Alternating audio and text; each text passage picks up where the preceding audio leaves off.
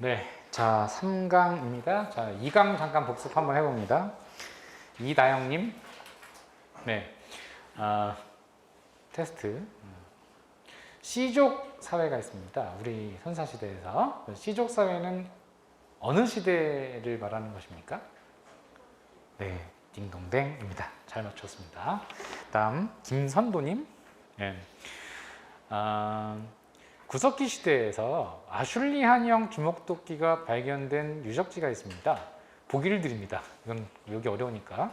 아슐리한 주먹도끼가 발견된 지역 1번 검은모로 동굴, 2번 연천 전곡리, 3번 서울 암사동, 4번 공주 석장리 유적. 몇 번입니까?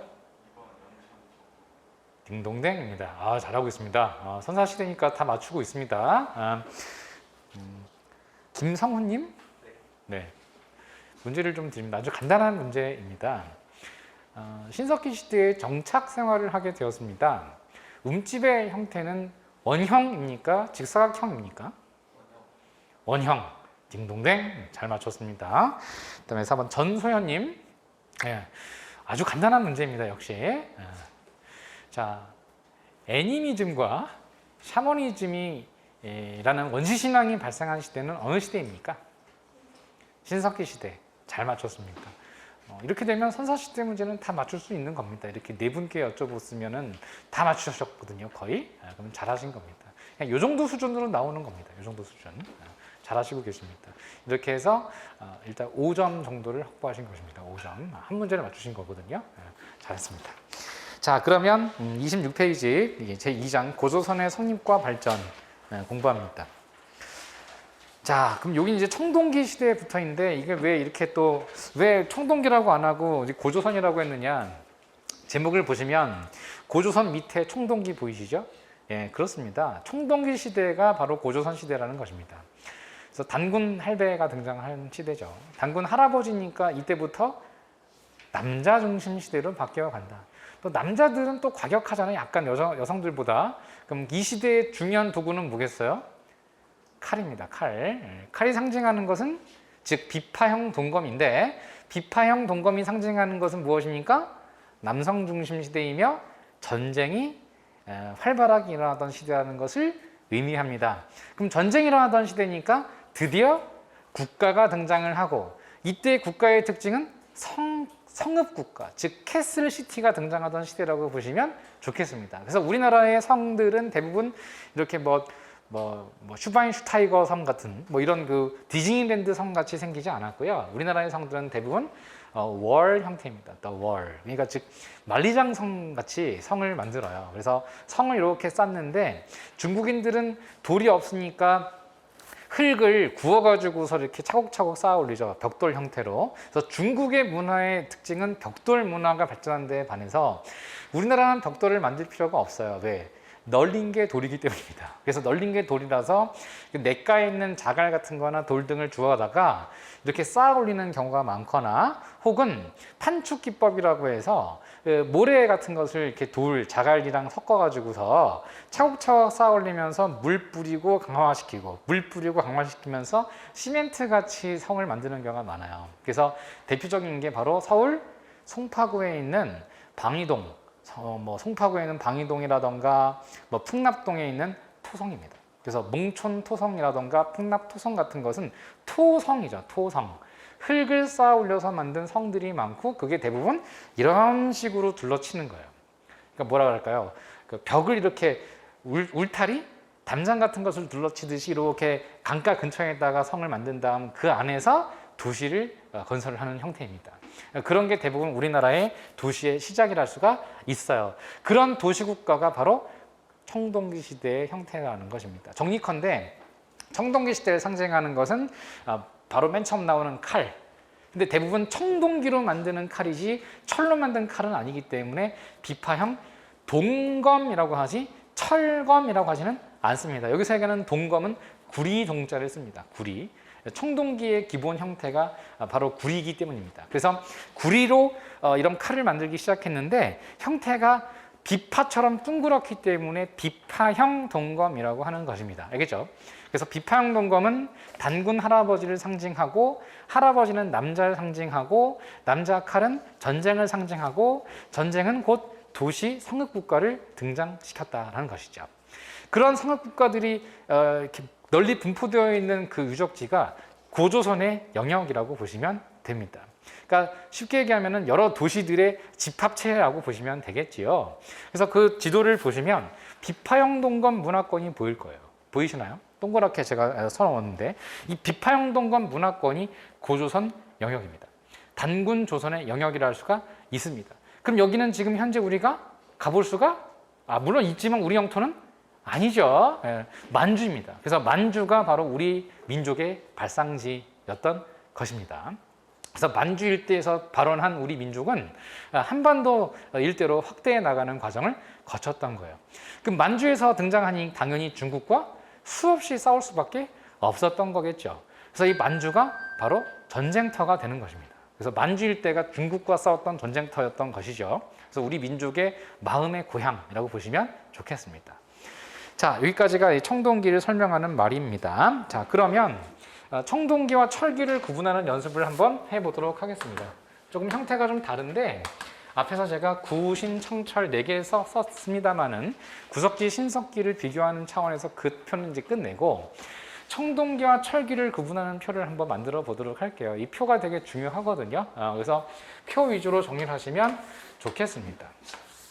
그럼 청동기 시대에는 청동기는 당연히 있지요. 그럼 이 시기 때 청동기는 뭐가 있느냐? 당연히 비파형 동검을 상징합니다. 비파형 동검.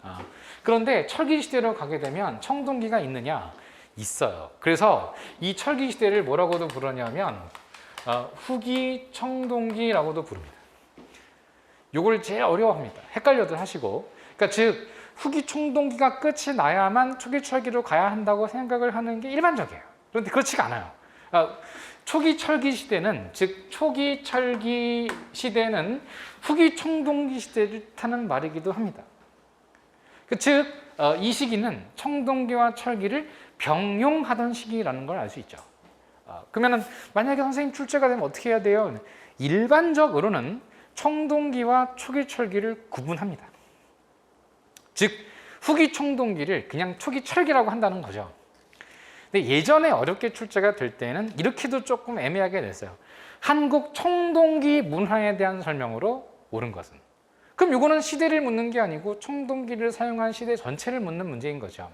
그러니까 청동기 문화를 묻는 문제였다면 초기 철기까지도 묻는 문제였던 것입니다. 이게 이런 게 조금 그 문제 안에 함정이 숨어 있는 문제가 되는 것이겠죠. 근데 최근에는 이 청동기와 초기 철기를 구분하라고 합니다. 그래서 초기 철기 시대에 청동기가 사용이 된다고 하더라도 그 청동기는 초기 철기 시대에 사용되는 청동기로 보지 청동기 시대로 보지는 않는다는 겁니다. 말이 좀 헷갈리게 말을 하는 것 같습니다. 그런데 어쨌든 우리 문화가 그렇습니다. 그럼 요 시대 때 초기 철기 시대에 청동기가 있느냐? 있습니다. 세형 동검이라고 합니다. 세형 동검. 그 세형 동검이라고 부르는 이유는 비파형 동검은 칼의 그 몸신, 검신이 이렇게 좀 뚱뚱하죠. 좀 둥그렇죠. 그런데 세형 동검 때부터는 날씬해집니다. 그래서 이 세자가 가느다란 세자입니다. 가느다래진다는 뜻입니다. 칼같이 바뀝니다. 이때부터. 그래서 세형 동검이라고 하고요. 또 하나의 청동기가 지배층의 권위를 상징하는 거울이 있어요. 이 거울은 얼굴을 보는 데 사용한 것이 아니고요. 목에 걸고 다니던 목걸이입니다. 근데 목걸이인데 왜 거울이라고 했냐면 햇빛을 받게 되면 반사가 되기 때문에 반짝반짝 빛이 나는 장신구입니다. 일종의 뭐 요즘 국회의원 배지 이렇게 달고 다니잖아요. 그런 거랑 비슷한 거예요. 그래서 이걸 거친 무늬 거울이라고 했습니다.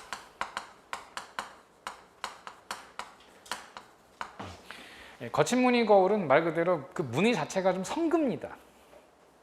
그런데 초기 철기 시대로 가게 되면 이게 조금 더 발전을 해서 그런지 잔무늬 거울로 이렇게 좀 발전해 나갑니다. 그래서 무늬가 많아진다는 얘기죠. 그래서 잔무늬 거울로 바뀌어 나갔다. 그래서 초기 철기 시대의 청동기가 이러합니다. 두 개를 이렇게 구분하는 연습을 많이 하시면 됩니다. 이거를 많이 냅니다. 이거 사진으로 가에서 나로 바뀌면서 나오는 현상은 이렇게 나오기도 해요. 가에서 나로 바뀐다는 건 초기철기로 이행하면서 나온 과정은 이런 뜻입니다. 이게. 그다음 철기.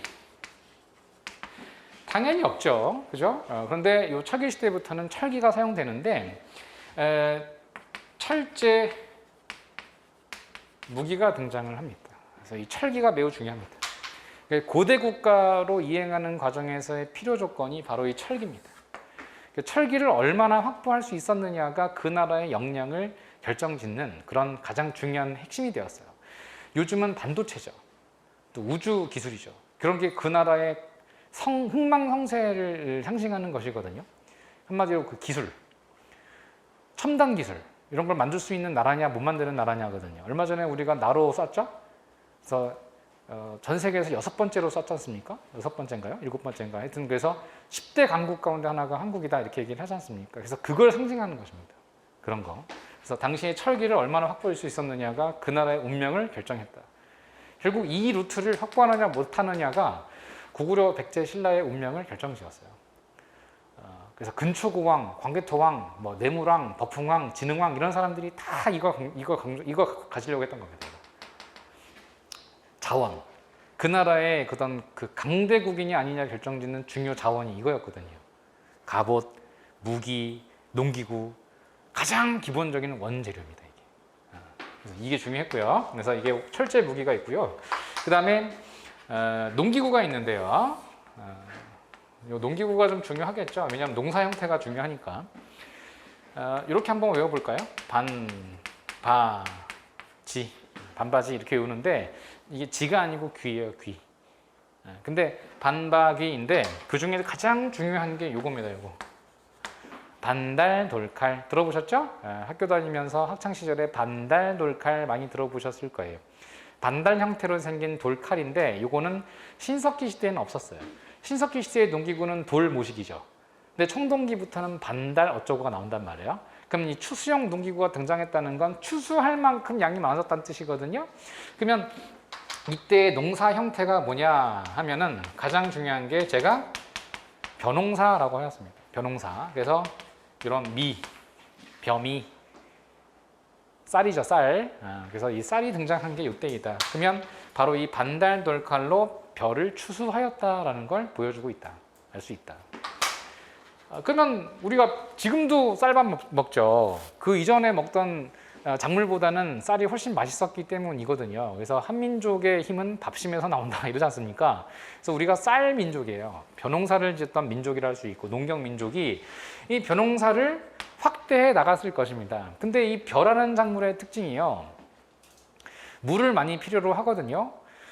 그럼 물이 항상 있는 동남아시아가 원산지인데 우리나라는 1년 내내 물이 많이 나오진 않아요. 왜냐하면 가뭄이 드는 경우가 많이 있었기 때문입니다. 그럼 비가 이렇게 많이 내려야만 벼농사를 질 수 있는데 우리나라는 비가 항상 내리는 나라는 아니니까 그럼 뭐가 필요했을까요? 비가 한 번에 많이 올 때 가둬둬야 됩니다. 이 물을 저장하는 저장 시설이 필요로 했던 것인데 그게 바로 저수지입니다. 그래서 우리나라의 그 기후 조건은 1년 강수량이 평균 1350mm쯤 되는데요.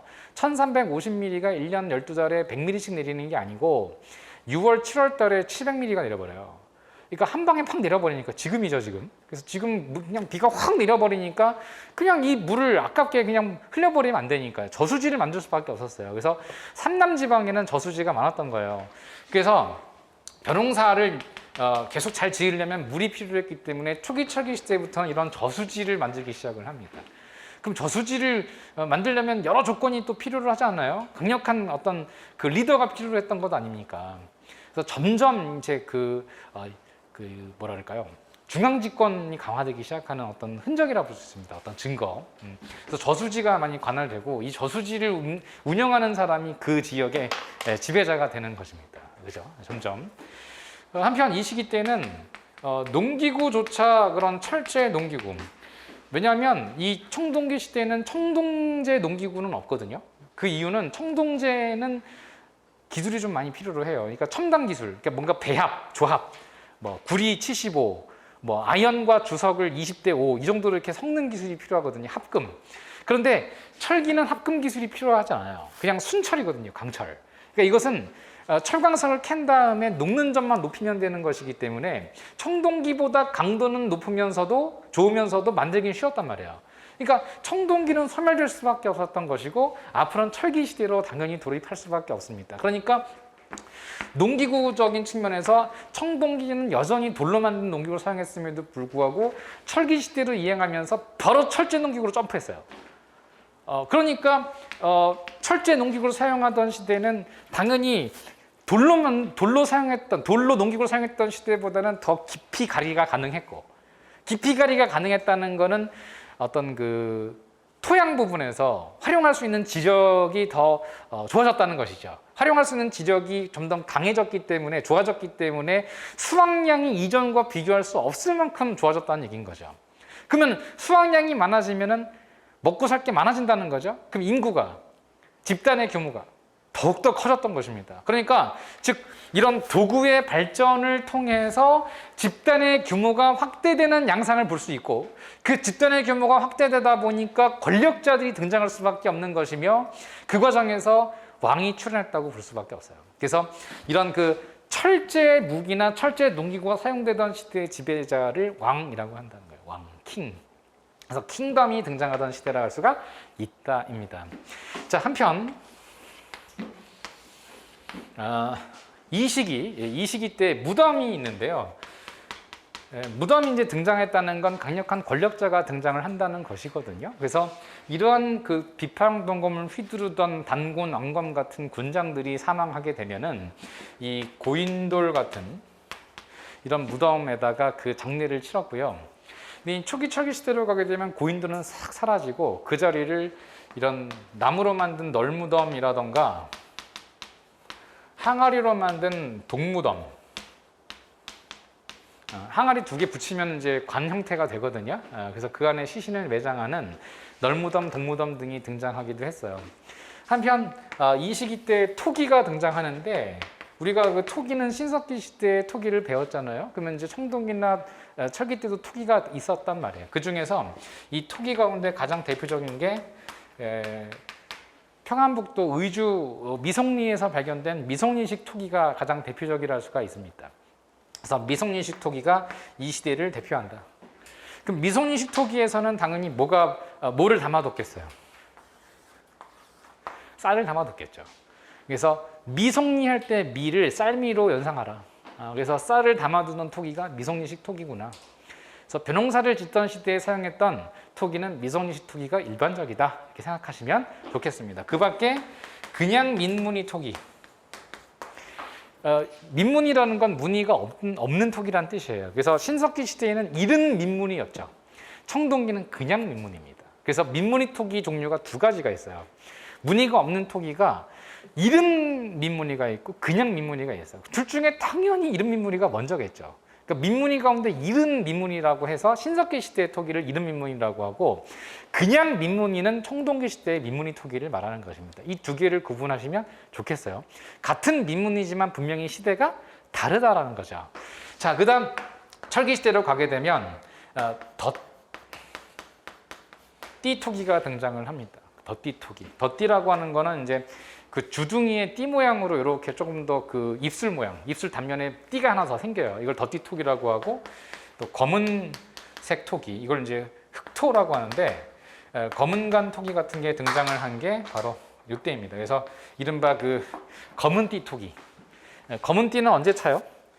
최후 종결자죠. 그래서 구신, 청철 가운데 마지막 시기. 그래서 검은띠를 차던 시대는 마지막 시기다. 최종 종결자. 그래서 철기 시대에 검은띠 토기가 있다라고 정리를 해두시면 좋겠습니다. 이렇게 해서 청동기와 초기 철기 시대를 이렇게 중요한 어떤 특징에 따라서 구분하는 표를 하나 만들어 보았고요. 이 표를 한 두서너 번 정도 이렇게 구분하시면 시대를 이렇게 구분하시는 게 굉장히 어려운 일은 아닐 겁니다.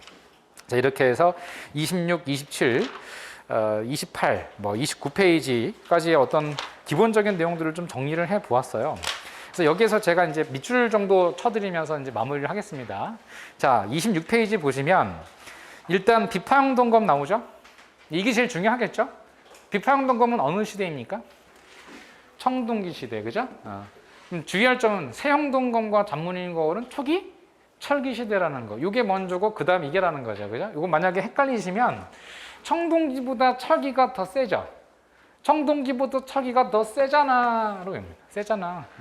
그래서 철기가 더 세잖아 해서 세형동검, 짠 잔문인거울. 그래서 철기가 더 세잖아. 왜? 검은 띠 찼으니까 제일 세잖아, 그지? 그래서 검은 띠 찼을 때가 제일 세잖아. 세형, 잔문이, 검은간 토기, 덧띠 토기. 이렇게 정리하시면 돼요. 검은 띠 찬 사람이 누구야? 왕이다. 그래서 왕이 등장한 시기가 바로 초기 철기 시대다라고 정리하시면 돼요. 알겠죠? 왕이 등장한 시대다. 자, 그렇게 한번 정리해봤고 27페이지 보시면 여기에서는 5번의 생활도구에 밑줄만 치세요. 청동기는 농기구가 가능하다, 불가능하다? 불가능하다. 왜냐하면 합금 기술이 필요하기 때문에 농기구로 활용될 수는 없었다는 것이죠. 그래서 농기구로 사용되지 않았다. 그다음에 민문이 토기 가운데에서 거기 보면 벼농사를 지었죠. 벼농사를 지었을 때 담아두던 토기 이름이 뭐예요? 벼니까 미송리식 토기다. 이렇게 연상을 하라는 거죠. 연상을 하라. 그래서 미송리식 토기 이게 핵심이에요. 그리고 반달돌칼, 그죠? 가운데 반달돌칼 사진 보이시죠? 반달돌칼 요걸로 벼를 추수했다. 거기 보면 벼 이삭을 추수하는 데 사용했던 그 장면이 그림으로 그려져 있죠. 요게 청동기입니다. 그 다음에 농경이 본격화하고 계급이 발생하다 해서 반가로 2번 벼농사의 시작. 벼농사가 시작된 게 청동기다. 벼는 미. 그래서 탄화미가 발견된 시대 이렇게 나오기도 해요. 탄화미가 발견된 시대 청동기 시대. 알겠죠? 다음 페이지 보시면 28페이지에 청동기 유적이 이렇게 막 그림 지도로 나와 있는데요. 그 지도를 보시면 이걸 다 외우시지 마시고 거기 제목이 그림 밑에 벼농사의 확대라고 보이시죠? 그럼 벼농사가 지어진 지역이 있는데요. 여기 보면은 다 그 유명한 맛있는 쌀이 그 재배되는 지역으로 알려져 있는 데가 몇 군데 있어요. 서울 근교, 그러니까 경기도에서 제일 맛있는 쌀을 재배하는 지역이 여주 이천입니다. 그 여주 보이시죠? 여주에다가 동글뱅이 치시고, 그다음에 충남 지역에서 벼농사와 관련되어 있는 지명이 있기도 한데 그게 바로 부여입니다.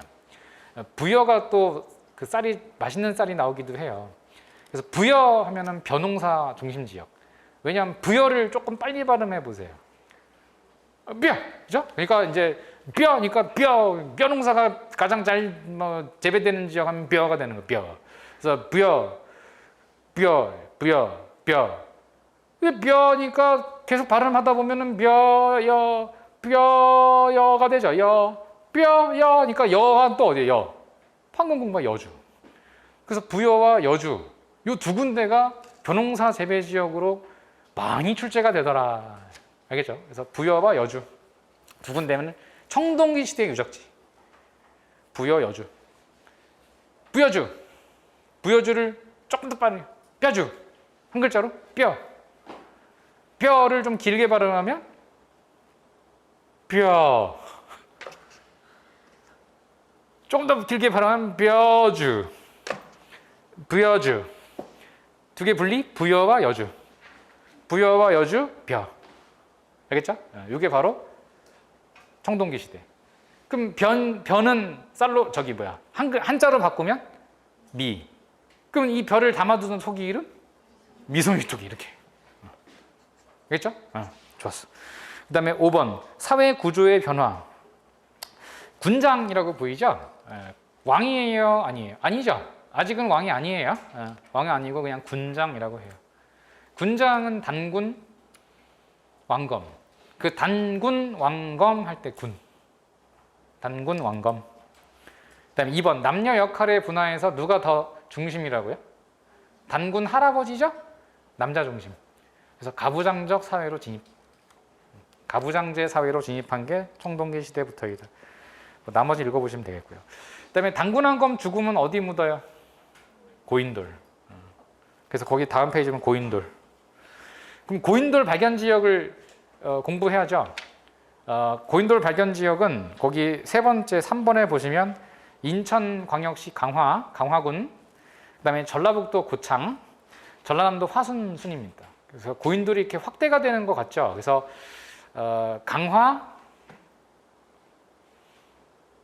화순, 고창. 그래서 강화, 고인돌, 강화, 고인돌, 강화, 고인돌, 강화도에서 고인돌이 제일 많이 발견돼요. 강화도에서.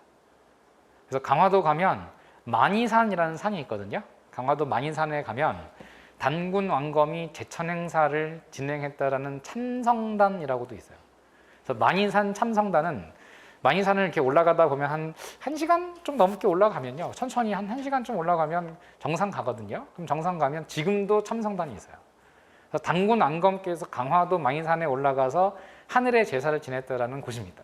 그래서 지금도 전국체전을 하면은 전국 체육대회 하죠, 우리가? 전국체전 하면은 그 성화봉송할 때 항상 강화도 만이산에 가서 체화를 하고 옵니다. 만이산 참성단에 가서 단군 왕검께서 제천 행사를 지냈다는 곳에서 불을 이렇게 체화를 하고 성화봉송을 해가지고 전국을 뛰어다니면서 이렇게 성화 놓기도 해요. 그게 강화도입니다. 그래서 강화도에 고인돌이 많았다. 단군 왕검 유적지입니다. 그래서 고조선 유적지 강화도. 강화, 고인돌, 강화, 고니까 강화, 강화도, 화순, 고창입니다. 그래서 전라도까지. 전라도, 남도, 북도까지 이렇게 이 고인돌이 있기도 하다. 이 정도 정리하시면 좋겠고요. 그다음에 돌문화가 발전됐죠? 돌문화가 발전되니까 암각화, 여기다 별표. 암각화는 이 암자가 바위암, 각 새긴다. 바위에 새긴 그림. 그래서 이것을 우리말로 바위 그림. 바위 그림. 바위 그림은 청동기 시대의 유적으로 돼요. 그럼 바위 그림이 우리나라에 총 3개 정도 남아 있는데 그 중에 가장 유명한 게 울주 반구대 암각화가 가장 유명합니다. 국보 제235호.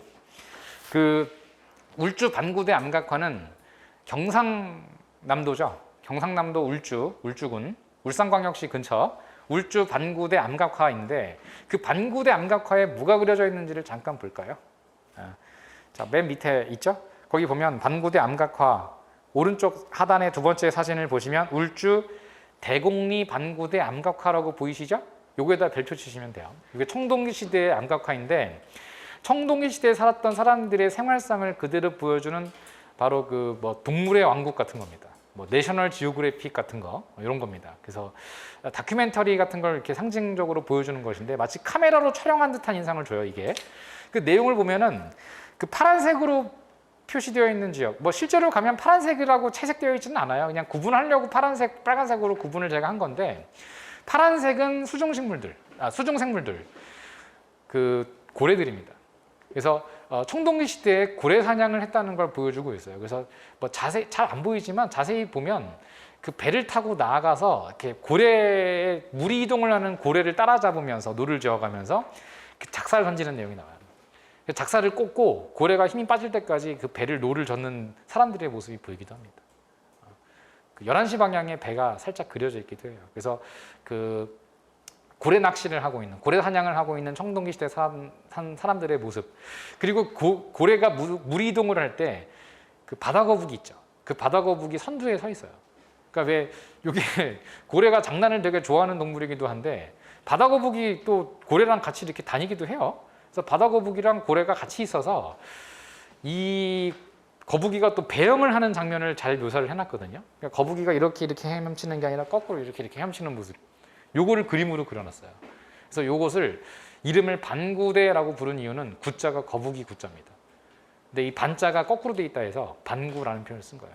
그래서 반구대 암각화하면 거북이와 고래 그림이 그려져 있는 당시 청동기 시대의 그 바위 그림이다. 이런 그림을 남겼어요. 이런 그림을 남긴 이유가 뭘까요? 당연히 주술적 신앙입니다. 그러니까 당시 그 주된 식생활의 주재료가 고래고기였던 듯해요. 단백질을 섭취하기 위한 목표 어떤 그 주된 음식이. 그래서 이 고래 사냥을 주로 했다는 걸 보여주고 있는데 고래 사냥을 하려면은 항상 이렇게 감시망이 필요하고요. 고래가 이동하는 것을 동해 바다에서 봐야 했어요. 고래가 출몰했다, 뭐 물 뿌리고 가죠. 그러면 막 뭘 쳤을 거야. 그러면은 막 마치 그 배 타고 나가가지고 빨리 가가지고서 고래 막 사냥하고. 그러니까 이런 고래고기가 좀 많았으면 좋겠다라는 신앙을 보여주는 듯한 인상을 주는 것입니다. 그래서 요거는 주의하실 점이 구석기 시대의 암각화다 이렇게 내기도 해요. X죠. 요거는 청동기 시대의 암각화이다. 우리나라에 그렇게 냅니다. 다음 2번 최초의 국가 고조선 성립하다가 나오는데 요건 잠깐 좀 이따 보고요. 32페이지로 바로 갈게요. 자, 고조선의 발전. 그래서 만주와 한반도에서 철기 문화가 시작되다 이렇게 보이실 거예요. 그죠? 그럼 철기 문화가 시작되니까 이 시대를 뭐라 해요? 초기 철기 시대라고 한다. 그럼 초기 철기 시대에 바뀐 게 뭡니까? 왼쪽 상단을 보면 칼 모양이 바뀌었죠? 칼 모양이 뭘로 바뀌었어요? 세형 동검으로 바뀐 겁니다. 뚱뚱한 칼이 아니라 좀 날씬한 칼로 다이어트를 한 칼이 등장을 해요. 이걸 세형 동검이라 한다. 그래서 제가 세잖아라고 했죠. 그래서 세형 동검과 잔무늬 거울이 등장한 시대가 초기 철기 시대이다입니다. 시기는 대략적으로 기원전 5세기경이고 철제 농기구 거기다 형광펜 치세요. 철제 농기구. 농기구가 중요한 이유는 어떤 국가와 사회 발전의 토대입니다. 이게. 농기구를 철로 만들기 시작했다. 그 사회는 그 이전 시대와는 비교할 수 없을 만큼 생산력 부분에서 비약적 발전을 이룩한 것입니다. 그러니까 규모가 커지고 군대도 강력해지는 거예요. 왜 게임하다 보면은 미네랄 자원 많이 채취해야 어떤 그 발전할 수 있는 것 같은 이치입니다. 그러니까 자원이 많아졌다는 것은 그만큼 국가가 강력해지고 있다는 걸 보여주고 있는 거예요. 청동기의 독자적 발전했고요. 그다음에 토기, 검은띠 토기 했고. 여기다 이제 별표 하나 칠까요? 중국과의 교류 별표 치고. 이 철기가 중요해졌다고 제가 아까 얘기했죠. 철기를 어느 정도 확보하느냐가 그 나라의 운명을 결정하는 것이었는데 이게 비단 우리나라만의 문제가 아니었습니다. 중국 또한 마찬가지예요. 그러니까 중국도 좋은 철기를 확보하는 것이 당시 중국이 어떤 시대였냐면 전국 시대라고 합니다. 전국 시대가 어떤 전국 시대냐면 전자가 싸울 전자. 그러니까 이 중국의 대륙이 7개 국가로 분열돼 가지고 싸우던 전국 칠흥 시대예요. 그래서 초나라, 제나라, 한나라, 연나라 이런 나라들이 막 싸우던 시대입니다. 그래서 그런 전국 칠흥이 겨루는 과정에서 철제 무기가 매우 중요했기 때문에 우리나라까지 와서 철기를 사간 거예요. 그럼 우리나라에서 주로 철기가 어디서 많이 나오냐면 좋은 철이 경상남도에서 많이 나옵니다. 그러니까 경상도에서 좋은 철이 많이 나왔기 때문에 이 경상도까지 중국인들이 왔다는 거예요. 그러면 중국인들이 경상도 오려면은 만주를 거쳐서 평양에서 서울 내려오고 경부고속도로 타고 어렵죠. 그래서 어떻게 하면 배를 타고 온 겁니다. 그래서 배를 타고 오니까 철기를 수출하던 중요 수출 루트가 어디였느냐? 지금의 경남의 중심 지역들인 창원, 마산, 김해, 부산 등입니다. 그런 지역을 중심으로 해서 철기를 수출했다는 거예요. 그래서 이 시기 때 중요한 유적지는 중국과 교류하면서 등장하는 김해, 창원 등입니다. 그래서 창원과 김해 등이 우리나라 철기의 중요한 그런 그 유적지다. 그래서 거기 보면 중국 화폐를 사용했다는 것은 중국인들이 우리나라까지 와서 철기를 사가죠. 그래서 중국의 화폐를 지불하고 간 건데 그 중국 화폐가 대표적인 게 명도전, 발량전, 오수전이라고 부르는 화폐들이에요. 다 못 외우시겠거든 그냥 명도전 하나는 외우세요. 명도전은 왼쪽 하단에 잘 그 화폐 모습이 나와 있는데 이게 화폐 같지 않고 칼 모양이죠. 그래서 이름이 도인 거예요. 도. 칼도자를 써서 칼 모양으로 만든 화폐다 해서 도전이라 했는데 이 밝을 명자가 그 화폐에 새겨져 있어요. 그래서 밝을 명자가 새겨져 있는 칼 모양의 화폐라고 해서 명도전이라고 합니다. 그래서 이 명도전이 경남 창원에서 발견됐어요. 중국 화폐가 경남 창원에서 발견되었다는 건 여기까지 와서 철기를 사갔다는 뜻이죠. 이 과정에서 중국인들이 붓을 갖고 왔는지 붓이 전래가 되기도 했어요. 그래서 붓도 발견되고 중국 화폐도 발견되기도 했다입니다. 이게 경남 창원 다호리 유적이에요. 거기다 형광 치시면 됩니다. 그래서 중국과의 교류를 알려주는 중요한 유적지가 어디냐? 경남 창원 다호리다 이렇게 기억하시면 되겠어요. 그럼 이때부터 한자도 쓰고 중국과 교류도 활발하게 했던 것이겠죠. 그 정도입니다. 그 밖에 조금 더 유추하게 되면 경남 지역, 여러 해안 지역은 중국과 교류했던 중요 지역들이 많다. 이렇게 정리하시면 돼요. 중국인들이 여기까지 와서 사갈 정도면은 일본인들은 안 왔겠어요. 그러니까 일본인들도 경남이니까 창원이라든가 부산이라든가 김해 등으로 왔었겠죠. 김해의 옛날 이름이 임나입니다. 임나. 그래서 이 김해 지역의 옛 이름이 임나이기 때문에 임나에 일본인들이 많이 와 있다 해서 임나 일본부 이런 표현이 있었던 것이죠. 임나 일본부. 그래서 창원이나 김해는 요즘으로 치면 요즘도 되게 중요한 부산의 국제무역항이 있듯이 중국인 일본인들이 주로 이렇게 와서 철기를 사가던 국제무역항이다라고 답하시면 되겠습니다. 이 정도까지 보실까요? 네, 이렇게 해서 청동기 초기 철기와 관련되어 있는 표를 이렇게 교재를 통해서 이렇게 접근하고 이해하는 시간을 가져보았고요. 이번 시간에 이제 사실상 하이라이트인데 약 한 30분 정도 걸릴 텐데요. 좀 집중을 이제 하셔야 됩니다. 이제는 뭐 약간 집중력이 떨어질 시기이기도 해요, 시간이. 근데 고조선을 공부해야 되거든요. 그럼 이제 국가 고조선을 공부하면은 일단 기본적으로 여기다가 쓰실 수 있으면 써보시는 것도 괜찮아요. 여기다 그냥 간단하게 하나 쓸 건데 여기다 쓸게요. 전 자리가 없으니까. 고조선의 어떤 발전 양상인데 고조선이라는 나라는 청동기에 등장한 우리나라의 최초의 국가입니다. 근데 이 고조선이 철기 시대에도 존재했어요. 예전 입법고시 문제 가운데 이런 문제가 있기도 했는데 고조선에 대한 설명으로 옳은 것은 청동기 문화를 기반으로 하여 초기 철기 시대까지 발전했던 나라이다. 그래서 청동기부터 초기 철기 시대까지 발전했던 우리 국가, 우리 민족 최초의 국가입니다. 고조선은 청동기 시대에는 단군 조선이라고 불렀습니다. 단군 왕검이 지배하던 나라이기 때문입니다. 그런데 철기가 전해지고 나면서 고조선이 강력해집니다. 왜냐하면 공이업, 방이업을 하게 된 것이죠. 공격력, 방어력이 강화되는 것입니다. 철기가 전래가 되니까. 그래서 청동기 시대의 조선이 아니고 철기로 중무장을 하기 시작한 고조선이 되기 시작하는 거예요. 국립중앙박물관에 가면요, 1층 전시실에 가면 청동기 파트 들어가고 철기 파트 들어가잖아요. 그러면 거기에 고조선 기사의 고조선 시대의 기병이 있죠. 기병의 모습이 재현되어 있습니다. 그래서 철제 갑옷을 입고 철기 창이라든지 칼을 차고 있는 고조선 병사들이 이렇게 인형 모양으로, 마네킹 모양으로 이렇게 전시되어 있기도 해요. 그래서 고조선 시대에 철기로 무장을 하기 시작하면서 고조선이 발전한 형태를 기자조선이라고 합니다. 그럼 기자라는 건 단군조선 업그레이드를 말하는 거예요. 단군조선이 발전한 형태를 기자라고 표현한다.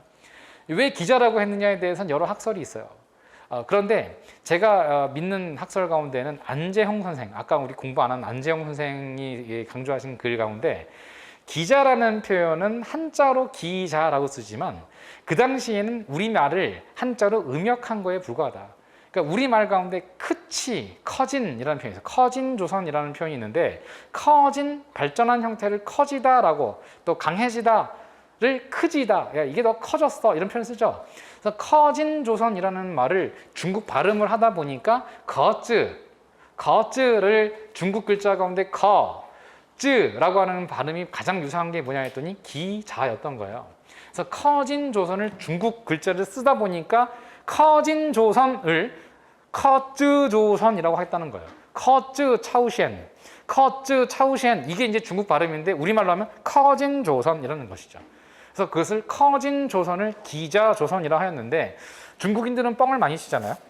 그러니까 이 뻥을 많이 치는 중국인들은 기자조선이 마치 자자가 사람을 뜻하는 말이기 때문에 기자라고 하는 중국인이 조선에 와서 왕이 되었다라고 뻥친 거라는 거죠.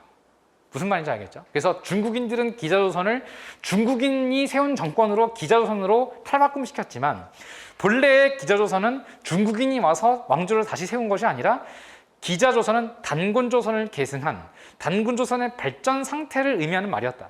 그러니까 이게 우리 학자들의 주장인 것입니다. 중국인들은 어떻게든 한국을 지배하고 고대 한국을 고대로부터 중국인들이 지배해왔다라는 근거를 만들기 위해 기자조선을 기자라는 중국인이 와서 정권을 세운 것으로 설명을 하고는 있지만 실제로 그런 것이 아니라는 거죠. 왜냐하면 중국인들이 이주를 해왔다면 중국 문화가 한반도 북부라든지에 적어도 중국인들이 사용했던 툭이나 장신구나 뭐 이런 무덤 형태라든가 이런 게 있어야 되는데 단 한 개도 발견되지 않고 있다. 그 얘기는 중국인들이 집단 식민을 하거나 집단 이주한 흔적이 전혀 없다는 겁니다. 그러니까 고고학적인 근거가 전혀 뒷받침되지 않은 상태에서 중국인들은 자신들이 역사를 날조하면서 한반도 북부까지 중국이 지배했다라는 것을 뭐 이렇게 역사적인 자신들이 만들어낸 그 논거를 얘기하면서 한국을 지배하겠다 이런 의도를 보여주고 있다라는 거, 뭐 그 정도로 해석을 하고는 있습니다. 그래서 우리 민족주의 사학자들은 자율성론, 또 우리의 자주, 뭐 독립, 또 자존감 이런 걸 강조하는 과정에서 이 기자조선을 탐구하기 시작했어요. 조선시대까지 율곡 이이 선생은 기자조선을 중국인 기자가 와서 정권을 세운 것으로 인식을 하고 있습니다. 5,000원짜리 표지무대 아저씨. 그 율곡 이이조차도 기자를 중국인으로 인정하고 있지만 근대에 들어서 우리 한국사, 그러니까 현대적 개념의 한국사를 공부하신 분들은 율곡 이이 선생이나 조선시대 유학자들의 사대주의를 비판하면서 이 기자는 사람이 아니라 고조선의 발전 상태를 의미하는 것이다 라는 주장을 하게 됐다는 얘기인 겁니다. 무슨 얘기인지 아시겠죠? 이거는 여러분들도 사람이라고 인식하지 마십시오. 사람이 아니라 단군조선이 발전한 결과인데 그게 바로 뭘 말하냐면 이런 철기가 업데이트된 조선을 말한다. 그걸 기자라고 한다. 알겠죠? 그래서 철기자, 철기 시대의 기자다. 이렇게 외우시면 좋겠다는 거죠. 철기자. 근데 이제 여기까지가 단군조선을 계승한 거예요. 여기까지가. 그런데 이 기자조선의 왕이 이제 등장을 하거든요. 아까 제가 철기에는 왕이 등장한다 했죠. 그 왕이 있어요. 조선의 왕이 기록상 3명이 있는데 첫 번째가 기원전 4세기 조선 후라고 이렇게 명명된 사람인데 조선의 왕을 상징하는 것이죠.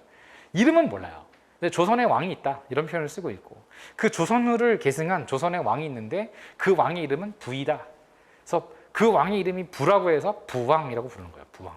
이름이 부이기 때문에. 그 부왕의 아들이 준이라는 왕이 있다. 그래서 준왕. 그래서 중국인들이 남긴 기록이에요. 중국인들의 남긴 기록 한서지리지에 따르면 한나라 역사책에 쓰여져 있는 내용에 따르면 조선의 왕은 부와 그의 아들 준이 있다. 이런 기록이 있다는 거예요. 그래서 부왕과 준왕까지가 기자조선의 왕이라는 것이고, 근데 어찌하다 보니까 준왕이 중국에 살던 위만이라는 사람이 와가지고 위만이 준왕을 내쫓고 지가 왕이 되었다. 그러니까 왕위를 빼앗았다는 얘기인 거죠. 그래서 준왕이 위만에게 왕위를 빼앗기고 남쪽으로 달아나서 삼한의 왕이 되었다. 그래서 그 기자조선의 마지막 왕인 준왕이 남쪽으로 달아나서 세운 나라를 한이라고 했다는 거예요. 현재 우리 국호죠. 대한민국 할 때 대한 할 때가 한이거든요. 그럼 대한이 뭐냐면 삼한이 하나가 되었다는 뜻이 대한이에요.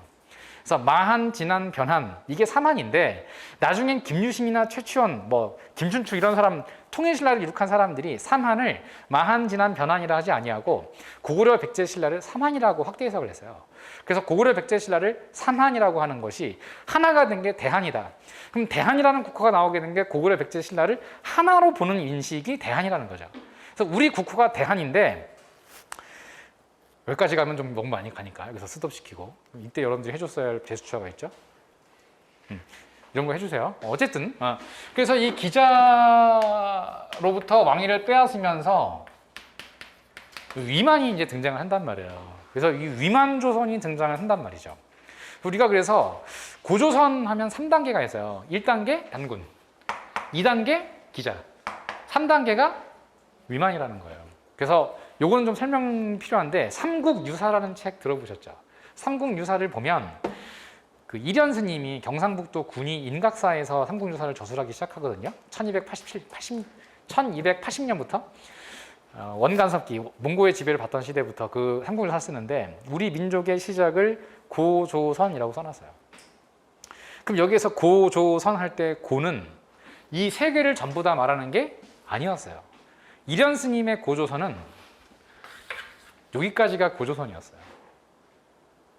그 다음에 뭐라고 써있냐면 고조선 파트 다음이 위만조선입니다. 그러니까 이 이련 스님이 생각할 때 고조선은 기자까지가 옛날 조선이라고 생각을 했던 것이고 위만에 의해 찬탈당한 즉 조선의 왕위를 빼앗은 게 위만이니까 그때부터 위만조선이라고 부른 거예요. 그럼 위만조선 파트 다음에 나오는 게 뭐냐? 삼한입니다. 그럼 삼한의 시작은 어디예요? 기자조선입니다. 기자조선의 마지막 왕 준왕이 삼한으로 내려가서 삼한을 만든 거거든요. 그러니까 우리 민족의 시작을 고조선에부터 시작해서 고조선의 그 어떤 왕위를 빼앗은 위만조선 파트가 있고 그 위만조선 파트 다음에 나온 게 삼한이라는 거죠. 무슨 얘기인지 알겠죠? 그럼 이련 스님이 생각한 고조선은 이성계가 나중에 세운 조선과는 다른 거라는 거죠. 그래서 이성계의 조선과 비교해서 고조선을 만든 게 아니고, 왜냐면 이성계가 나라 세운 게 1392년인데 이련 스님이 삼국을 썼을 때가 1280년이란 말이에요. 그럼 110년 뒤에 일을 이련이 어떻게 알았겠느냐? 말이 안 되고, 그럼 이련이 얘기한 고조선은 요것과 요걸 구분하는 것이라는 거죠. 아시겠죠? 그래서 그렇게 구분하시면 고조선의 그 큰 흐름을 이해하실 수가 있을 거예요. 그래서 여기서 말씀드리고 싶었던 건 하나만 기억하시면 되고, 단군조선은 청동기고 기자와 위만조선은 철기다. 다만 기자조선 때부터가 철기의 도입이고, 그럼 위만조선은 뭘 말하느냐? 철기의 본격적 유입. 그러니까 철기가 처음 시작된 건 기자지만 위만조선의 시작이 뭐예요? 위만조선은 철기를 본격적으로 확대 발전시킨 시대를 말한다. 그럼 위만조선 시대가 제일 국력이 강했을 때라는 거죠. 제일 강력한 시대가 위만조선 시대 때이다. 알겠죠? 그렇게 시기 구분을 하시면 좋겠습니다. 그래서 지금 설명드린 내용이 30페이지에 나온 30페이지, 31페이지, 32페이지, 33페이지, 34페이지까지 설명을 드린 거예요. 개략적인 내용인 것이죠. 그러면 여기에서 지금 설명드린 내용을 토대로 해서 제가 봅니다. 30페이지. 자, 최초의 국가 고조선이 성립하다. 뭐가 잔뜩 있어요. 그죠? 잔뜩 있는데 여기에서는 그냥 그 지도만 하나 보세요. 지도. 지도를 보시면 가운데 녹색 그린으로 칠해져 있는 영역 보이죠? 이게 고조선의 영역이에요. 이걸 잊지 마십시오. 고조선 영역. 보이시죠? 네. 그럼 고조선의 영역은 한반도 남부까지입니까? 아닙니까? 아니죠. 그걸 주의하시면 돼요. 한반도 남부는 아니에요. 고조선은 한반도 남부는 아니다. 한반도 남부는 나중에 그 삼한이 등장하는 그런 나라가 되죠. 그래서 고조선 영역인데, 그럼 이 녹색 지역으로 표시되어 있는 이 영역을 특징 지을 수 있는 근거는 무엇인가? 거기 중간에 보면 반가로 3번 고조선의 영역은 이라고 써 있죠. 거기다가 별표 하나만 딱 치시고, 이게 가장 중요해요. 비파형 동검과 탁자식 고인돌, 거친무늬 거울, 미송리식 토기의 출토 지역으로 특징 지어질 수 있다. 그럼 이 네 가지의 유물이 발견된 지역이어야만 고조선의 영역이라고 할 수가 있는 거다. 이거 어떻게 해야 돼? 외워야 되는 거예요. 그럼 외워야 되는데 어떻게 외워요? 못 외우겠죠. 그래서 비파형 동검에서의 파, 고인돌 가운데서도 식탁처럼 생긴 탁자식 고인돌 할 때 탁, 거친무늬 거울 할 때 거, 미송식 토기 할 때 미 해서 이 네 개. 그래서 파탁거미, 파탁거미, 파탁파탁거리는 거미가 있는 지역이 바로 고조선의 영역이다. 여기까지. 파탁거미, 파탁파탁거미, 파탁거리는 거미, 점핑 스파이더, 파탁거미. 이 네 개가 고조선의 영역을 특징 지어지는 유물이다. 이 네 개가 다 있어야 돼요. 네 개가 중첩되는 교집합 지역. 그게 고조선의 영역인 것이다. 요거 하나만 기억하시면 되겠죠. 알겠죠? 이게 가장 중요하고, 다음 페이지. 제가 약속드린 대로 한 페이지에서 한 두 개씩만, 다 못 외우니까, 그죠? 이렇게만 하더라도 100점 나와요. 100점 좀 뻥이고 한 95점 나옵니다. 그러면 되죠, 뭐, 그죠? 6번 별표 단군 신화 수록 문헌. 요건 정말 많이 나옵니다. 이거는 특 A급 별표 5개짜리. 이거 못 외우죠. 그래서 그냥 앞글자만 따서 삼재세응 동동.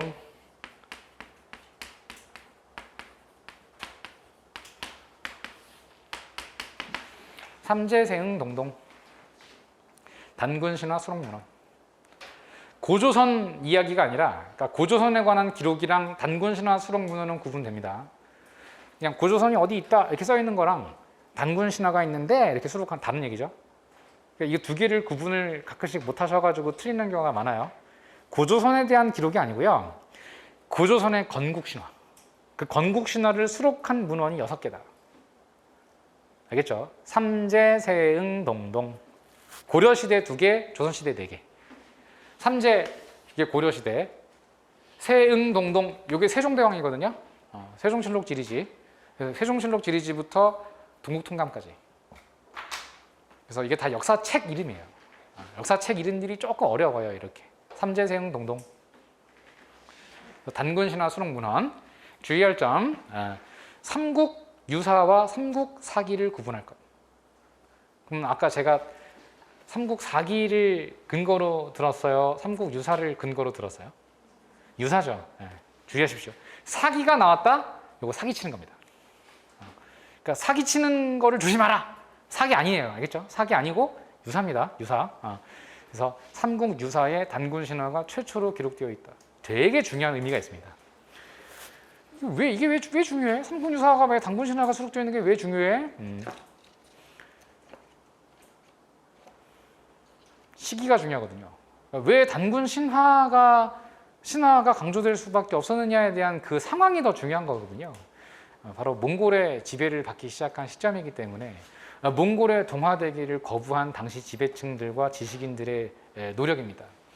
잘못하다가는 우리가 몽고의 지배를 당하면서 동화가 될 것 같거든요. 몽고 의복을 강요당하고 막 몽고 말을 강요당하고 이런 시기였기 때문에 우리 민족의 뿌리를 잊지 않게 하기 위해서 역사책을 쓴 거예요. 마치 그 일제시대에 일본인들의 동화되는 걸 거부하기 위해 박은식 선생이 한국통사 쓴 거와 비슷한 맥락이라고 보시면 돼요. 그러니까 민족 순환기. 우리 민족이 그 몽골의 지배를 받는 과정에서 절대 그 근원적으로 몽골의 동화되기를 거부하는. 그럼 우리 민족의 뿌리가 뭐예요? 단군. 단군으로부터 하나가 되자는 것입니다. 그러니까 민족의 순환기라던가 민족의 분열기 때마다 등장하는 게 이 원류예요. 우리는 한 뿌리에서 시작된 같은 민족이 아니냐. 당시에는 좀 어려운 시기였어요. 그래서 고려라고 하는 나라가 당시 내부적으로도 굉장히 갈등이 심했고요. 계급 갈등도 심했고 농민 천민의 봉기가 심했고 문관과 무관 사이에 있어서의 관계도 험악해지면서 무신정변이 일어난 지 얼마 안 됐었고 또 지역 차별이라든지 그게 굉장히 강해져가지고 또 이 정서적으로 백제나 신라나 고구려를 표방하면서 부흥운동이 막 일어나고 그러니까 한마디로 고려라는 통일적인 정치 체제가 깨지던 시기입니다.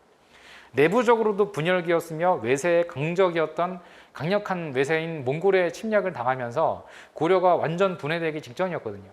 그러니까 어떻게든 이 모래알처럼 변화하고 있는 고려의 그 상황을 타개하기 위해 이 모래 알에다가 뭔가 이렇게 단결, 뭐 이런 걸 강조하기 위해 단군 신화를 이렇게 통해서 우리 민족은 하나이다라는 걸 강조하기 위한 당시의 그 시대적 요청, 필요에 의해서 단군 신화가 원간섭기 초기에 쓰여진 것입니다. 그래서 주로 이걸 내는 것은 충렬왕 때 편찬된 책이다 이렇게 많이 내요. 충렬왕이라고 하는 건 당시 몽고의 지배를 받던 첫 번째 왕이거든요. 그러니까 그 시기에 편찬된 책이 바로 삼국유사다. 그래서 이 삼국유사는 그래서 단군 신화를 최초로 수록한 우리 문헌이다 이렇게 강조하는 것입니다. 무슨 말씀인지 알겠죠? 더 나아가면 안 되니까 그냥 여기까지만 살짝 하겠습니다. 더 하고 싶은 말이 막 하고 싶은 말 되게 많은데 이제 그만하겠습니다. 제왕운기가 나오는데 제왕운기도 마찬가지죠. 왕 누군지 봐봐. 누구예요? 그렇지, 충렬왕이죠. 그래서 충렬왕 때 이승휴라는 사람이 쓴 책이 제왕운기란 말이에요. 그럼 이건 또 무슨 의미입니까? 그럼 이련이랑 이승휴가 서로 짜고 같이 만든 거 아닙니까? 아니요, 전혀 달라요. 서로의 존재조차 몰랐을 거예요. 이련은 불교 승려고요. 이승휴는 유학자입니다. 그럼 당시 불교와 유교는 무엇인가? 그 고려의 지배 이데올로기예요. 그럼 요즘으로 치면은 사회 지도층 인사들, 유교의 대표자, 불교의 대표자입니다. 그 사람들이 각각 단군 신화를 수록했다는 것은 서로 알지도 못하는 사람들이 상황을 서로 인식한 그 문제의식이 공유되고 있다는 거예요. 이승휴와 이련이라는 사람의 공통점입니다. 이게. 그래서 충렬왕 때 단군 신화가 문헌으로 수록되어 있다. 알겠죠? 그래서 삼국유사와 제왕운기라고 하는 이 책은 반드시 기억을 해둬야 됩니다. 반드시. 그 밖에 조선시대는 당연히 단군 신화 수록이 훨씬 많아지죠. 왜? 국호가 조선인데 국호가 조선이니까 이 나라 집권 세력, 조선을 개국한 세력들은 당연히 어느 나라 계승의식 강할 수밖에 없어요.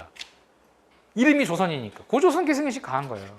그래서 고조선 계승의식 가운데 이 단군조선과 기자조선 계승의식이 매우 강했던 거예요. 위만이라는 놈은 나쁜 놈이고, 왜냐하면 신하조지의 왕위를 빼앗았기 때문에 고려시대든 조선시대든 위만은 왕이 찬탈자로 반역자로 인식을 했어요. 그러니까 위만이라는 사람은 전혀 인식을 안 했고 단군과 기자의 정통을 계승하겠다라고 해서 이성계와 그 성리학자들 정도전이 국호를 조선으로 정한 것입니다. 그래서 고조선의 유구한 역사와 전통을 계승하겠다 이런 의미가 있어요. 그러면 조선이라는 나라는 중국에 대해 사대적인 나라입니까? 자주적인 나라입니까? 자주적인 나라입니다. 왜냐하면 유구한 역사와 전통을 고조선의 뿌리로부터 우리 민족을 인식했기 때문에 중국 문화와는 확연히 다른 그런 독자적인 문화권으로 인식했던 그 특징이랄 수가 있는 겁니다. 이게. 그래서 조선시대의 세종실록 지리지, 응제시주, 동국여지승남, 동국통감 이게 모두 15세기 국왕시기 때 만들어진 책이라는 거. 그럼 15세기의 조선시대의 특징은 자주적이냐 사대적이냐라고 한다면 어떻다? 자주적인 시대이다라고 볼 수 있어요. 알겠죠? 그래서 조선을 개국한 사람들의 역사인식이다. 자주적이다. 독자적이다. 독자적인 천화관을 갖고 있다. 그러니까 이 시기에 한글 막 만들고 화약무기도 독자 개발하고 뭐 천문학도 독자 발전을 하고 시계도 우리가 알아서 측정하고 우리나라의 풍토에 알맞는 향약 집성방, 농사 직설, 뭐 우리나라에 있어서의 중요한 시문집 동문선, 유관 역사를 그대로 이렇게 편찬한 동국통감, 우리 자연과 우리 지리, 인문 지리를 그대로 편찬한 동국여지승남, 우리 음악 악학개범, 우리 독자적인 법전 경국대전 다 이게 15세기 우리 문화라는 거죠. 그래서 자랑스러운 민족 문화의 발전이 15세기라는 거예요. 세종으로 대표된다. 알겠죠? 그게 바로 뭐라고요? 세종심. 그 역사학자들이 얘기한 세종심입니다. 자, 그래서 6번은 삼제세응동동 이렇게 외우시면 돼요. 그게 중요하다. 다음. 오늘은 조금 애매하니까요. 15분 강의하고 마무리할게요. 더 끊어갈 수가 없어요. 오늘은. 그래서 OT가 오늘 있었고 이래가지고 끊어갈 수가 없어서 고조선만 마무리하고 오늘 끝내겠습니다. 그 다음에 32페이지 양가로 2번 기자 동래설. 이건 아까 말씀드린 중국인들의 생각. 중국인들이 생각하는 건 기자를 사람으로 봐요. 중국인. 기자가 중국인인가? 아니다. 아니다. 기자는 뭐다? 3번. 고조선의 발전을 상징하는 말이다. 그래서 고조선의 발전은 철기가 들어오면서 고조선이 발전된 형태를 기자조선이라고 한다. 철기 문항의 고조선을 기자조선이라고 한다. 그래서 고조선의 발전 가운데 제목이 만주와 한반도에서 철기 문화가 시작된 상황이다. 그래서 그 철기 문화를 받아들인 나라를 기자조선이라고 하더라라고 얘기한 겁니다. 그래서 다음 페이지 보시면 고조선의 성장 보이시죠? 고조선 성장 보시면 BC 4세기 보이나요? 그죠? 요거 이제 순서가 좀 중요한데 여기서부터는 순서 배열에 주의하십시오. 순서 배열. 철기가 전래되고 나면서 BC 4세기, 3세기, 2세기 마무리가 되죠. 그죠? 그래서 철기 시대의 고조선은 BC 4세기부터 BC 108년까지 이 시대를 말한다. 그럼 뭐가 있었느냐 하면은 그냥 가볍게 표로 한번 정리를 한번 해볼게요. 그냥 이 표를 활용하셔도 됩니다.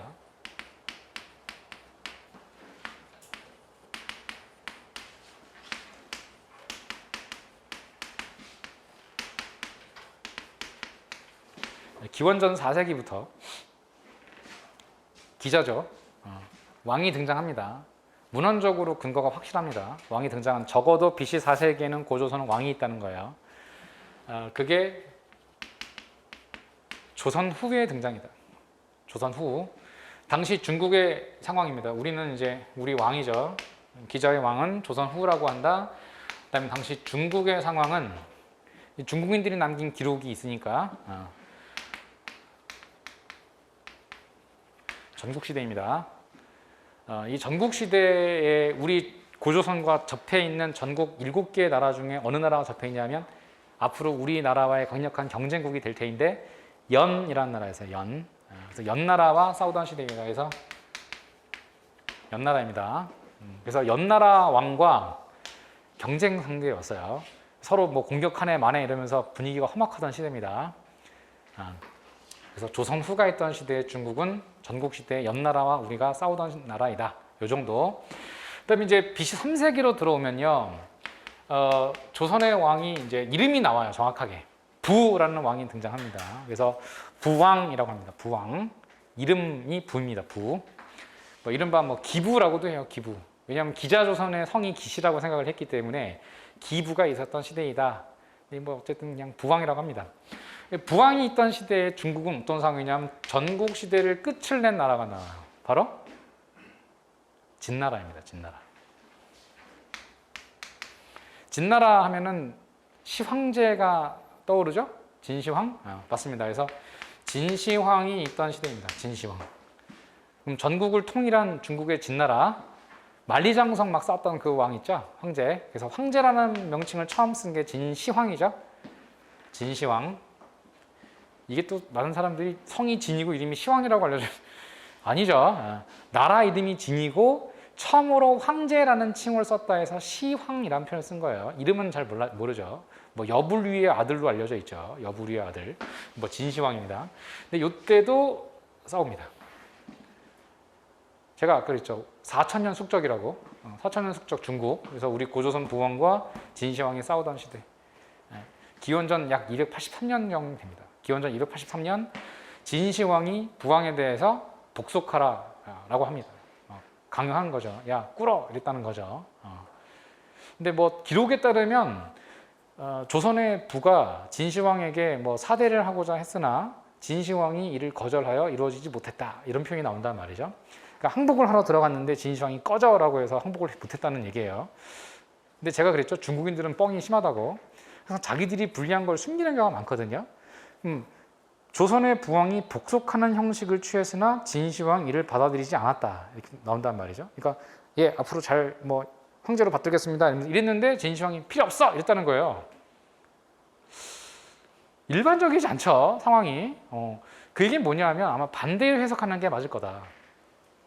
진시황이 복속을 강요했는데 오히려 조선의 부왕이 꺼져라고 했다는 표현이 더 자연스러운 상황 설명이 될 겁니다. 근데 중국인들은 그걸 기록하자니 목이 잘릴 것 같아서. 왜냐하면 그걸 그대로 쓰게 되면 진시황이 병신되잖아요. 그러니까 그걸 사관이 반대로 쓴 거라는 거죠. 반대로. 중국인들은 그렇거든요. 대부분 자기들에게 불리한 걸 반대로 해석하는 경향이 매우 강해요. 아마 그래서 뭔가 진나라와도 그 기저조선이 사이가 안 좋았을 가능성이 있는 겁니다. 한편 이 부왕의 아들입니다. 아들. 이 아들이 준왕이라고 등장을 하죠. 준왕 아들인데 요걸 가지고 이제 요걸 한번 주목하세요. 기원전 3세기에 고조선은 부왕, 준왕과 같은 강력한 왕이 등장해서 왕위를 세습합니다. 여기 아버지고 이게 아들이죠.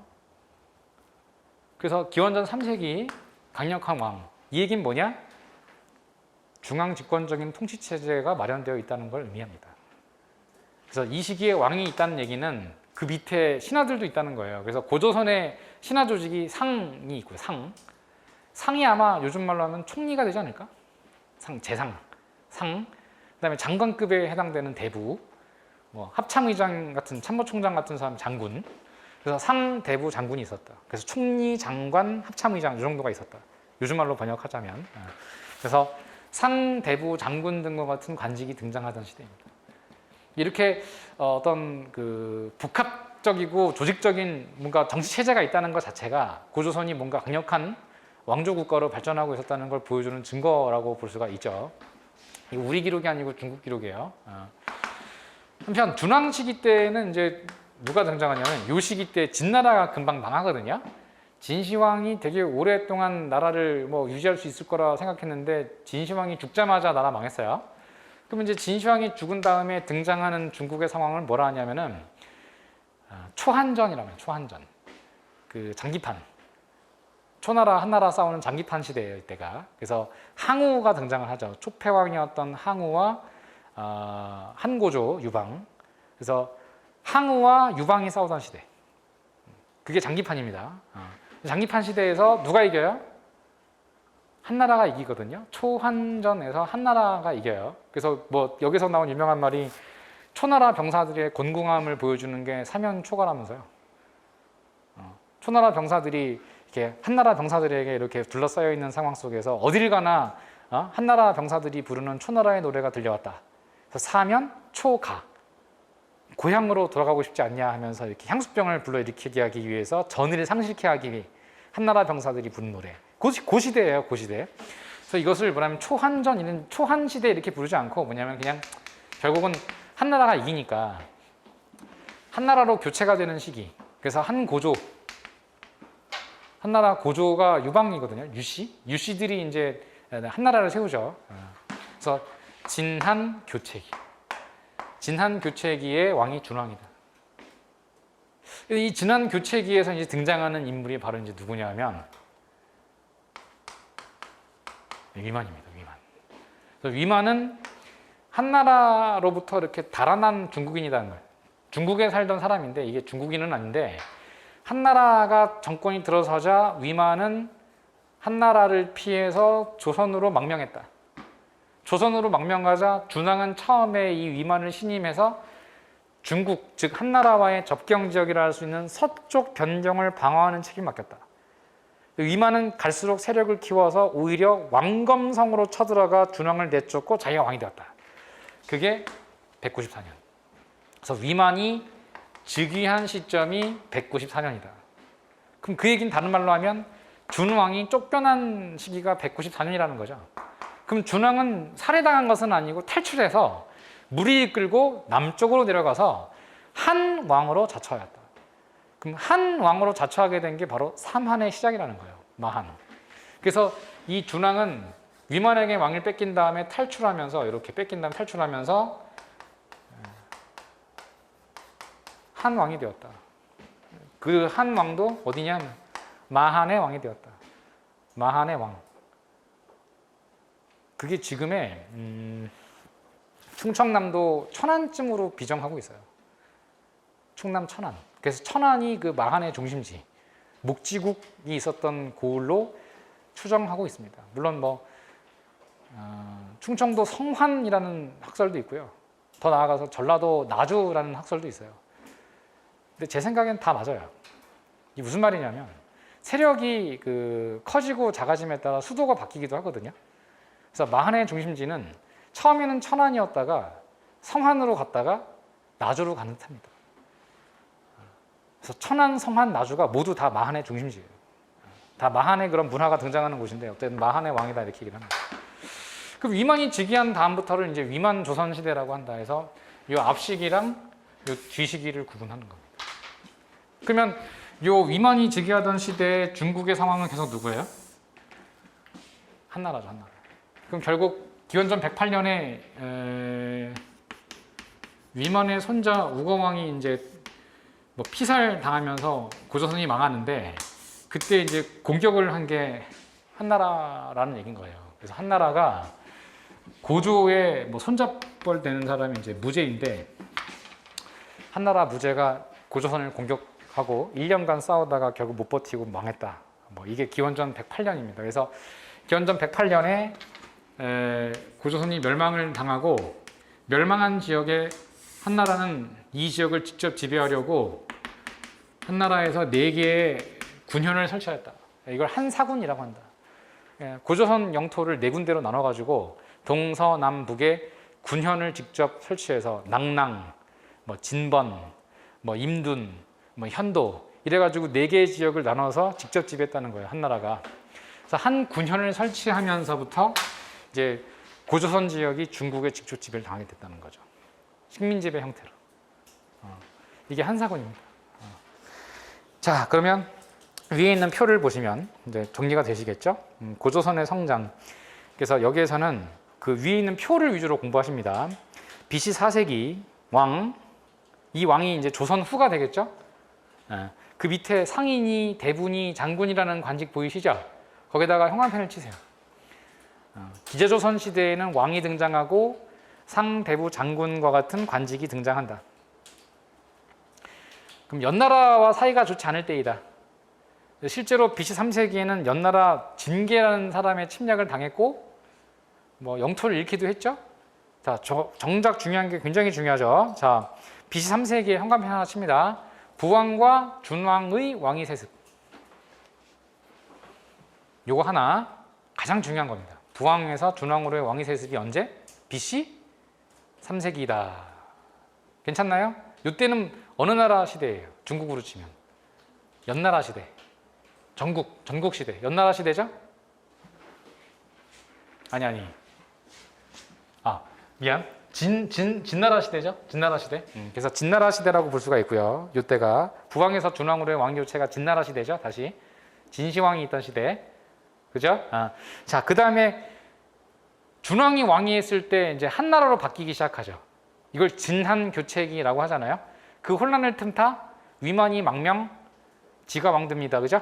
그래서 BC 194년부터 위만조선. 그럼 위만조선 시대 때의 중국은 어느 나라예요? 한나라죠. 이제 이해가 되시죠? 그래서 연, 진, 한 순서입니다. 연나라, 진나라, 한나라. 그럼 위만조선 시대의 중국은 어느 나라입니까? 한나라. 한나라랑 싸우던 시대이다. 그 위만조선은 한나라랑 싸워서 이기려고 뭘 했겠어요? 싸워서 이기려면 뭐가 필요해요? 자원. 그렇지. 그래서 철기의 본격적 유입. 그래서 위만은 철기의 본격적 수용 보이시죠? 본격적 수용. 거기다가도 현감해 주십시오. 표를 지금 보고 있어요. 표. 철기의 본격적 수용. 그런데 이 철기의 본격적 수용을 하는 과정에서 뭐 체크해야 될 게 몇 개가 있네요. 위만조선은 그 조선시대까지 단군 기조조선과는 다른 조선으로 인식을 했잖아요. 중국에서 왔으니까 뭐 중국인처럼 생각을 했겠죠. 그런데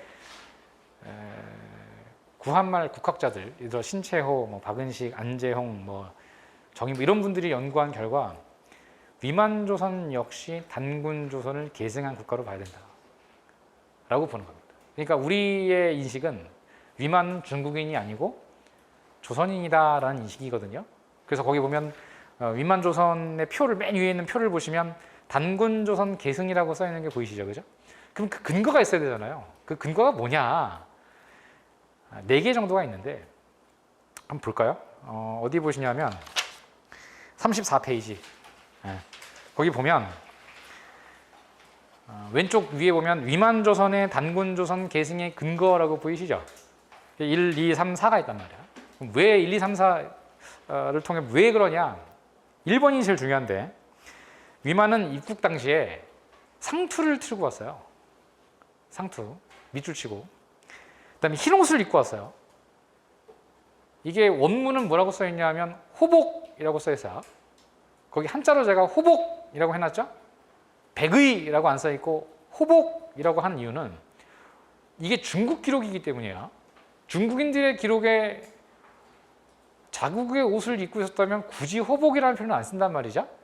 호복은 호자가 오랑캐 호자고 옷 의복할 때 복자인데 위만은 오랑캐 옷을 입고 달아났다 이렇게 써 있단 말이죠. 중국 기록에 의하면. 그럼 이건 중국 옷이 아니라는 거예요. 중국의 옷이 아니라면 오랑캐 옷이 어디겠느냐는 거예요. 고조선의 옷이 뭐예요? 흰 옷이거든요. 그러니까 의역을 하니까 이게 흰 옷이 되는 거예요. 그럼 흰 옷은 조선의 옷이죠. 그러니까 조선의 옷을 입고 달아났다. 그럼 상투를 틀고 조선의 옷을 입고 있다. 그럼 이 사람은 중국인이냐 조선 사람이냐 하면 조선 사람이라는 거예요. 알아. 여러분들이 이런 생각하고 있을 수 있어. 중국인인데 상투 틀고 흰 옷 입고 갈 수 있죠. 그죠? 그런 생각 하실 수 있죠? 근데 그렇게 안 합니다. 그렇게 하지 않습니다. 중국인들이 굳이 조선으로 가겠다고 상투를 틀고 흰 옷을 입지 않습니다. 그게 지금 설명하기 어려운데 만약에 이게 중국인이었다면 절대 이런 식으로 가지 않습니다. 한국인이기 때문에 조선 사람이기 때문에 이렇게 한 겁니다. 상투를 갑자기 튼다? 안 됩니다. 중국인들이 제일 경멸하는 게 뭐냐면 상투입니다. 조선 사람들을 오랑캐라고 부르는 그 이유 중에 하나가 뭐냐면 상투를 트는 겁니다. 여러분들이 일본으로 망명한다고 해서 일본식 사무라이 여기를 탁 깎고서 이렇게 하고 갈 겁니까? 그렇게 안 합니다. 무슨 말인지 알겠죠? 그러니까 이 중국의 욕 가운데 한국인들을 비하하는 말 중에 까오리 빵찌가 있습니다. 까오리 빵쯔 쓰 이게 뭐냐면 까오리 고려의 상투들을 다 죽여라 이런 표현이 나옵니다. 까오리 빵쭈 쓰 이게 까오리 고려 빵쯔 소뚜껑을 들 때의 그 소뚜껑 손잡이 있죠. 그게 빵쯔거든요. 그러니까 마치 소뚜껑 손잡이처럼 생겼기 때문에 이 상투를 트는 걸 오랑캐 습석이라고 봤어요. 굉장히 경멸하는 것입니다. 이게. 그러니까 이런 상투를 틀고 있다는 것 자체가 이 사람이 조선 사람이라는 것입니다. 문화 인류학적으로 접근하면 무슨 얘기인지 알겠죠. 그래서 이게 중국인이었다면 절대 이런 식으로 가지 않는다는 겁니다. 절대. 그러니까 1번이 되게 중요한 근거입니다. 또 그 밖에 2번. 얘가 중국인이었다면 준왕이 처음부터 국경 수비를 맡겼겠느냐. 최전방 사령관을 중국인으로 맡겼겠느냐는 겁니다. 그렇지 않다. 조선 사람이었기 때문에 한나라가 싫어서 망명한 사람이라 서쪽 변경을 맡겼다. 수비. 세 번째, 준왕을 몰아낸 후에도 국호를 그대로 조선이라고 쓴 이유가 본인의 정체성이 조선인이었기 때문이다. 네 번째, 위만이 집권한 이후에도 토착민 중에 고위관직에 오른 사람이 많았다.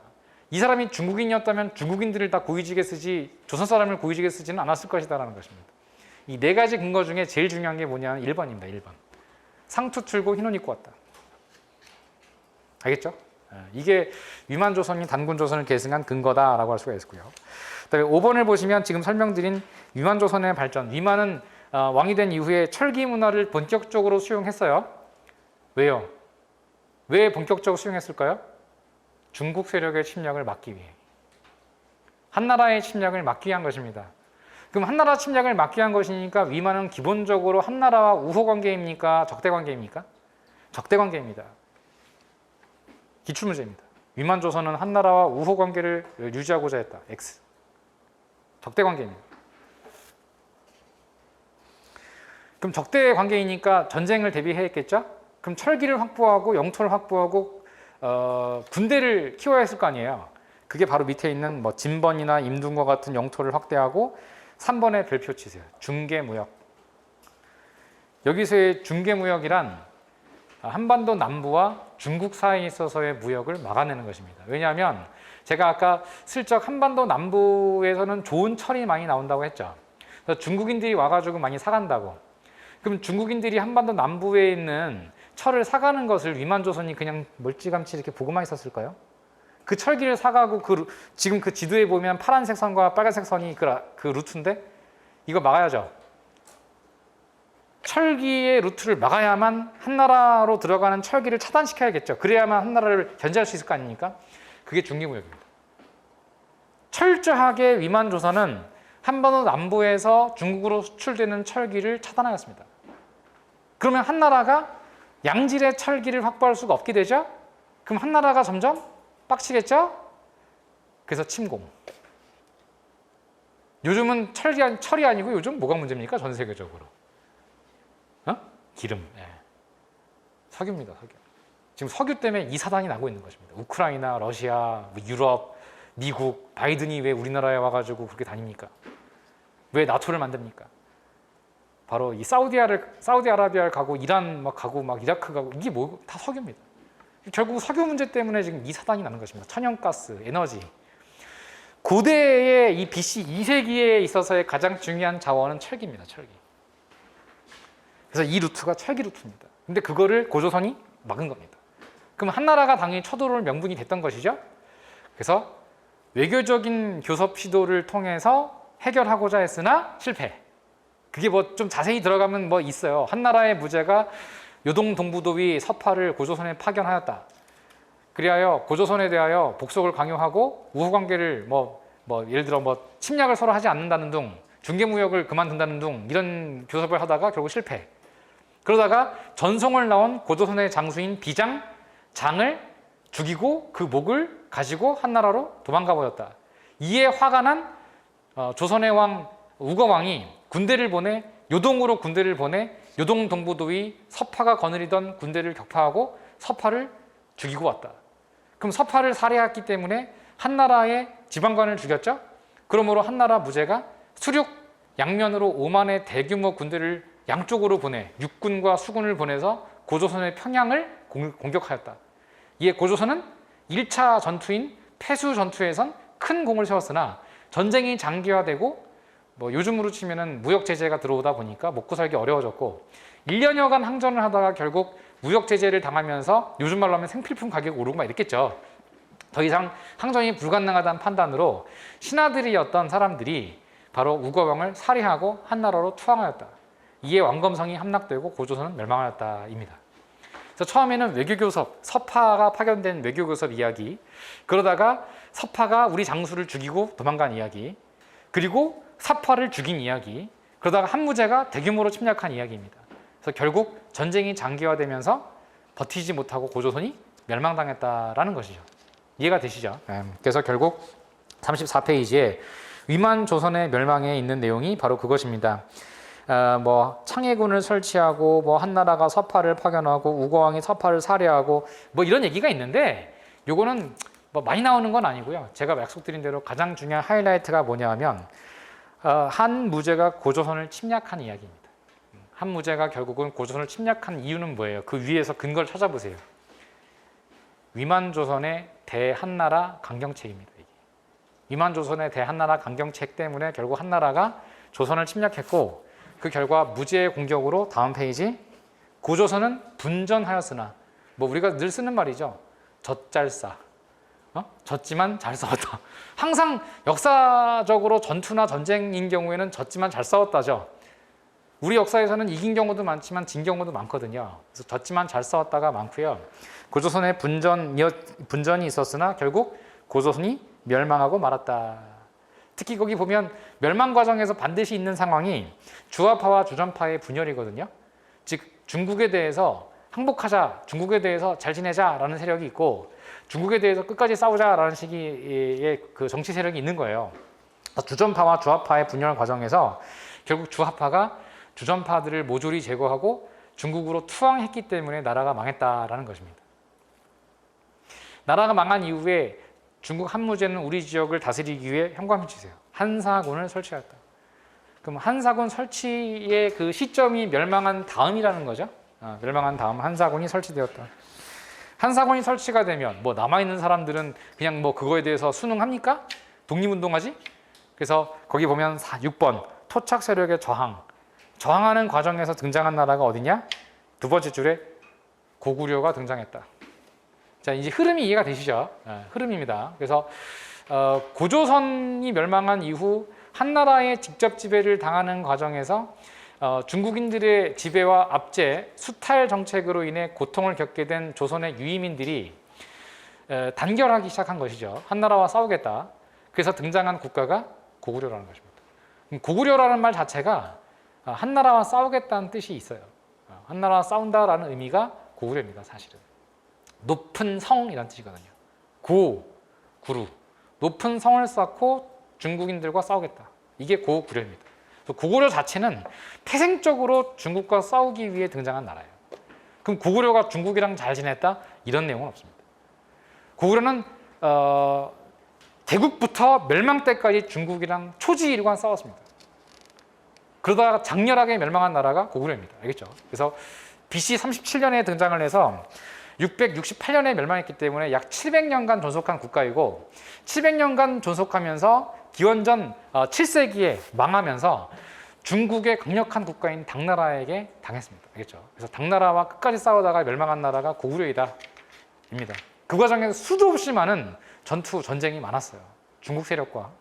그래서 700년간 유지했다는 것은 그럼에도 불구하고 700년간 중국과 싸워서 승리를 거두며 유지했다는 것은 고구려의 강력한 전투력과 국력을 우리가 또 여기서 엿볼 수가 있다는 거죠. 그러니까 중국에 대해서 굉장히 격렬하게 반대하고 저항했던 나라가 고구려였다라는 것입니다. 마지막으로 고조선의 사회 모습 마무리하겠습니다. 여기에서 기록으로 가운데 8조법이 있는데 여기다 별표 3개 치세요. 고조선에는 8개의 법률이 있었는데 그게 중국 한나라 책에 전해지고 있어요. 한나라 책에. 그 이유는 이제 고조선 침략에 앞서 고조선의 이모저모를 이렇게 스파이들을 풀어가지고 파악을 하고 있다는 뜻이죠. 그래서 고조선의 생활 풍습, 사회 모습, 정치 체제 등을 낱낱이 정보를 막 입수해가지고 중국 한나라로 전송하는 과정에서 중국 한나라 역사책에 고조선의 사회 모습 일부가 전해지게 됐던 것입니다. 고조선 사회 모습 가운데 8개 법률이 다 존재하는 건 아니고 중국인들이 생각할 때 특이한 법률 3가지가 전해지고 있는 거죠. 그래서 8조법 가운데 3조목이 전해지고 있는데 그 3조목의 내용을 사릴키기를 보겠습니다. 1, 2, 3 보이시죠? 사람을 죽인 자는 즉시 죽이고 상처를 입힌 자는 곡식으로 배상하고 도둑질한 자는 그 지에 노비가 됐는데 용서받으려면 50만 전을 내야 한다. 이런 내용이 들어가 있거든요. 그러나 비록 수치를 싣지 못해 결혼하고자 해도 짝을 갈 수 없었다. 이런 내용들이 고조선의 8개 조목 가운데 3가지 조목이 전해지고 있는 거예요.